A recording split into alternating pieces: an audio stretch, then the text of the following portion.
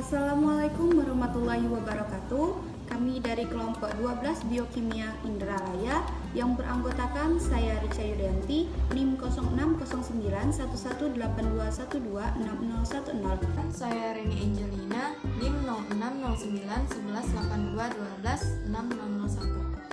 Saya Michelle Palarasina Bariba, NIM 06091282126025. Saya Janatil Alia Amanda, NIM 06091382126074. Di sini kami akan menayangkan video yang berjudul Protein. Selamat menyaksikan.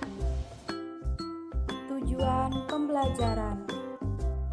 Tujuan pembelajaran. Mahasiswa mampu menerapkan pemikiran yang logis, kritis, sistematis, dan inovatif dalam konteks peranan protein dalam kehidupan sehari-hari.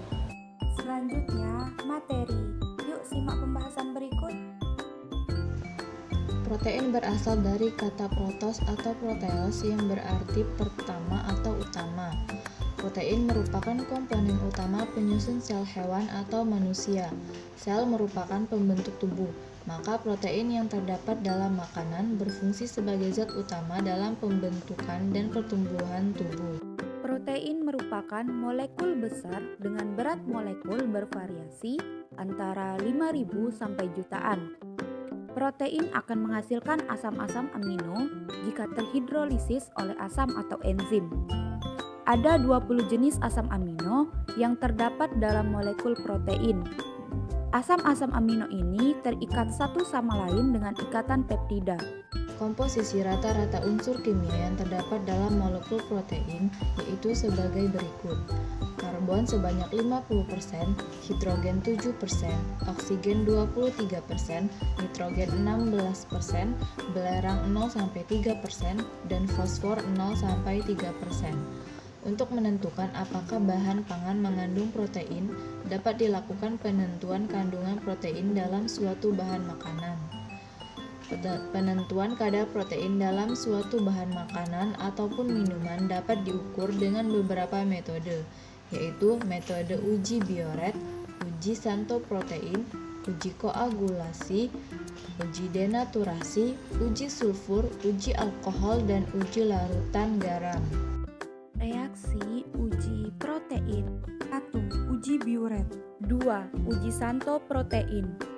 3. Uji koagulasi. 4. Uji denaturasi. 5. Uji sulfur. 6. Uji alkohol. 7. Uji larutan garam. Sampel: daging ayam, susu, dan ikan. Selanjutnya, keju, telur, tahu, dan tempe. Kemudian, prosedur kerja. Prosedur kerja. 1. Carilah dan pahami materi mengenai protein. 2. Temukan bahan makanan yang mengandung protein dan dapat dijadikan sampel dalam proyek ini. 3. Amatilah kemudian videokan sampel yang menjadi objek. 4. Edit video yang didapat dengan sebaik mungkin. Untuk memahami lebih lanjut mengenai materi protein, simaklah video berikut.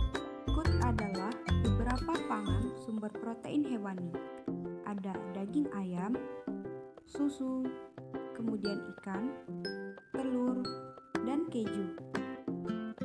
Kemudian, berikut adalah beberapa bahan pangan sumber protein nabati. Ada tahu dan tempe. Susu sapi kaya akan protein.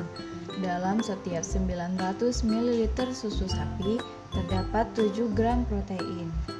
Di dalam 100 gram telur mengandung 12,6 gram protein dan di dalam 100 gram ikan mengandung 19 gram protein.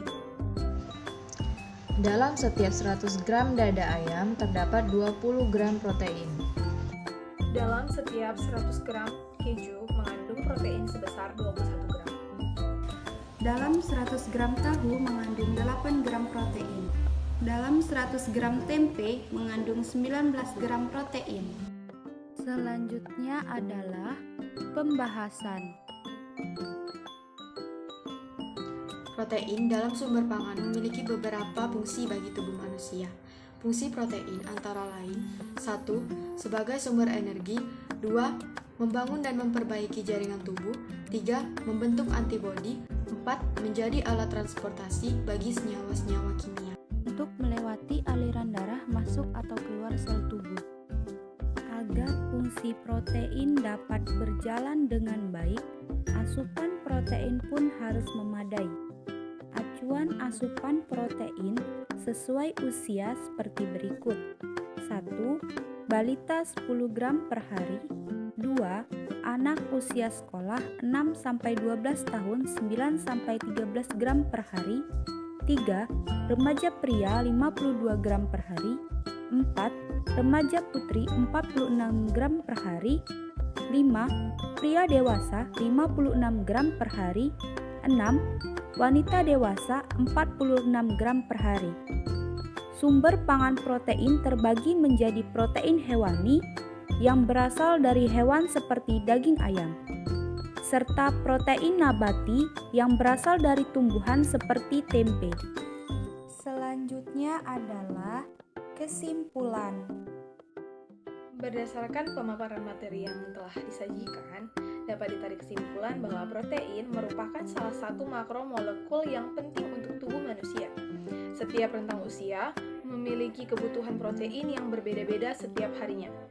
Sumber protein terdiri dari sumber protein hewani yang berasal dari hewan seperti daging ayam, daging sapi, telur, susu, dan ikan, serta sumber protein nabati yang berasal dari tumbuhan seperti tempe dan tahu.